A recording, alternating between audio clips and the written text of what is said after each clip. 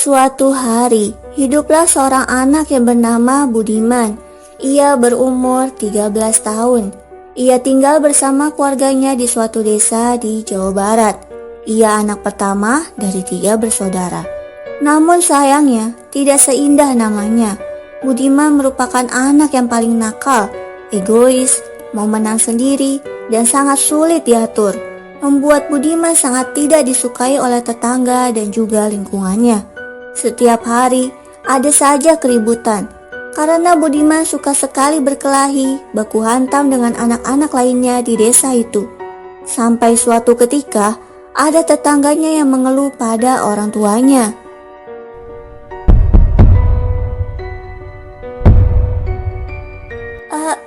Iya ibu, ada apa ya ini? Maaf ya sebelumnya, saya ngerti keluarga ibu bukan keluarga mampu. Jadi saya masih punya kebaikan hati terhadap keluarga ibu ya. Ada apa ini ribut-ribut? Nah, kebetulan nih lengkap. Tolong ya, ini saya beri peringatan yang terakhir kalinya. Didik anak bapak dan ibu itu yang benar. Lihat ini anak saya. Bonyok mukanya dipukulin sama anak ibu itu. Hah? Maksud ibu ini si Budiman? Ya iyalah, siapa lagi anak di desa ini yang sering kali buat ulah macam ini? Ngelahirin anak kok anak dajal. Hentikan, jaga ya ucapan ibu. Ingat ya, ini peringatan terakhir dari saya. Orang lain mungkin tidak akan ada yang berani menegur seperti saya, karena mereka tidak punya uang untuk menuntut keluarga bapak. Ingat, saya ini orang terkaya di desa ini. Saya bisa dengan mudah menuntut anak bapak si Budiman itu ke penjara. Permisi. Dengan wajah pucat, ayah dan ibu Budiman melihat kepergian ibu itu dan anaknya pergi dari rumah mereka. Gimana ini Pak? Ibu pun sudah menyerah, tidak sanggup lagi menghadapi Budiman. Entah Bu, anak itu terbuat dari apa? Semua anak kita kalem dan baik. Entah kenapa hanya Budiman saja yang seperti itu. Bagaimana kalau kita sebagai orang tuanya dituntut juga karena tidak bisa mendidik anak dengan baik? Nanti kalau kita di penjara, bagaimana nasib anak kita yang lain, Pak? Bu, ayah punya rencana. Bagaimana kalau... Karena dilanda keputusasaan yang hebat, akhirnya ayah Budiman memutuskan untuk membuang Budiman di tengah hutan. Pagi itu, dengan berat hati, ibu masih menanyakan pada anaknya berharap anaknya mau berubah menjadi yang lebih baik, sehingga tidak jadi melakukan rencana ini. Nak, menurutlah kali ini sama ibu, jadilah anak yang baik. Di rumah saja bantu ibu berjualan di warung.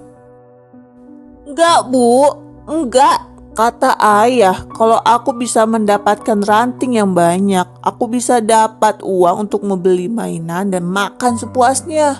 Aku mau ikut ayah ke hutan saja. Bergegaslah Budiman pergi ke depan rumah untuk memakai sepatunya. Bu, sudahlah, sudah ayah katakan. Ia sampai mati pun tidak akan berubah. Ini sudah keputusan yang baik untuk kita semua, Bu. Ibu pergi masuk ke kamarnya sambil menangis dan tidak sanggup melepas kepergian anaknya yaitu Budiman untuk selamanya. Akhirnya, mereka berdua, ayah dan Budiman, pergi ke hutan. Ayah, gelap sekali. Di sekeliling aku hanya bisa melihat daun dan pepohonan. Hampir tidak ada cahaya matahari bisa masuk di sini.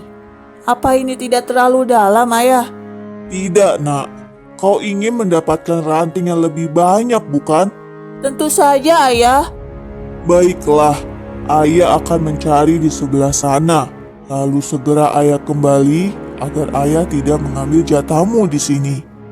Oke, baiklah. Bagus. Segeralah ayah meninggalkan anaknya Budiman di sana. Lekas pergi jauh berlari meninggalkan hutan itu sebelum malam tiba. Akhirnya malam pun telah tiba. Budiman mulai panik dan kebingungan. Lalu ia jatuhkan semua ranting yang ada di punggungnya. Ayah, kok ayah tidak kembali? Di dalam hutan yang gelap tanpa penerangan sedikit pun, Budiman berjalan tertatih-tatih. Perutnya sudah lapar, kakinya sudah lemas, tidak kuat lagi berjalan. Bibirnya pun sudah mulai mengering, tenggorokannya mulai merasakan panas dan perih. Budiman yang sudah kelaparan dan juga kehausan, akhirnya tidak sanggup lagi berjalan. Ia pun terjatuh, terguling-guling menuruni lereng bukit dan buak! Mata kirinya menghantam batu begitu kerasnya. Seketika Budiman pingsan dan mengalami pendarahan. Namun karena hutan itu begitu dalam dan gelap, dan tidak pernah ada satu orang pun ke daerah sana, pada akhirnya Budiman tidak bisa lagi terselamatkan. Mungkin saat kini, bila ada yang menemukannya, hanya akan bertemu dengan tulang belulang saja. Begitu tragis kematian yang harus dialami Budiman. Sebenarnya, Budiman awalnya adalah anak yang baik, namun karena seringkali dirudung oleh bulian, dan sudah seringkali ia mengadu pada orang tuanya namun tidak pernah ditanggapi serius. Seperti contohnya ini. Sudahlah nak, kita hanya keluarga miskin, mengalah sajalah daripada dituntut. Pasti kita yang kalah banding dan kitalah nanti yang masuk penjara. Lagi pula, kita tidak mampu membayar pengacara yang kompeten. Lagian, bukan keinginan aku lahir di keluarga miskin. Kenapa ibu melahirkan aku? Kenapa kalian buat aku ada? Lagi pula ini semua bukan kesalahan aku. Mereka semua mengejekku dan memukulku. Aku hanya membela diri. Lalu ditamparlah pipi Budiman oleh ayahnya. Ketika hari itu membuat Budiman berubah menjadi anak yang nakal dan kasar. Ia hanya membela dirinya sendiri, walau itu cara yang sangat salah. Namun karena ia tidak dibimbing oleh orang tuanya agar dapat ke jalan yang benar, sehingga Budiman membuat jalan hidupnya sendiri. Ia berpikir, jika ia dipukul, maka harus pukul balik, dan bila ia disakiti, maka sakiti balik. Seringkali kabur dari rumah dan jadi anak jalanan, lalu kembali pulang setelah pikirannya sudah tenang, karena Budiman belajar dari kejadian yang dulu. Ketika ia mencari ketenangan dan solusi, malah sebaliknya ia ditampar oleh ayahnya. Dari saat itu, hatinya tidak pernah bisa lagi sembuh. Semakin hari semakin sakit, membuat dia semakin nakal. Dan pada akhirnya, orang tuanya bukannya menyelamatkan hidupnya, sebaliknya justru yang membunuhnya.